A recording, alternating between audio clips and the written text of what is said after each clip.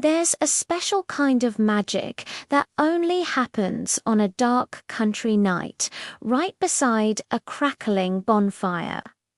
As the sun dips below the horizon, the world quiets down, and the only sounds are the pop and hiss of the fire, the chirp of crickets, and the laughter of friends.